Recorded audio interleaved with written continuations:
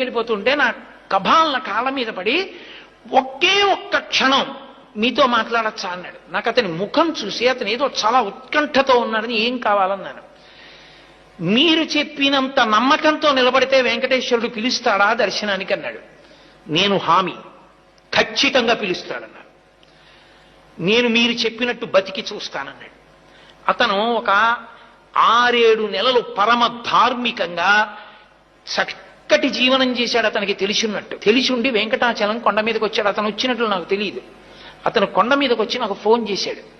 ఏమని ఫోన్ చేశాడంటే, నేను కొండ మీదకి వచ్చాను, మహాలఘు దర్శనం జరుగుతోంది, నిన్ను నమ్మి ధర్మాన్ని పట్టుకున్నాను, గురువుగారు చెప్పారు ధర్మం పట్టుకుంటే నువ్వు దగ్గరికి తీసుకుంటా ఉన్నారు, నన్ను కూడా తోసేస్తారా, నన్ను దగ్గరికి రానివ్వవా, నువ్వు నన్ను దగ్గరికి రానివ్వకపోతే ఇక నా శేష జీవితంలో ధర్మం పట్టుకోను, నువ్వు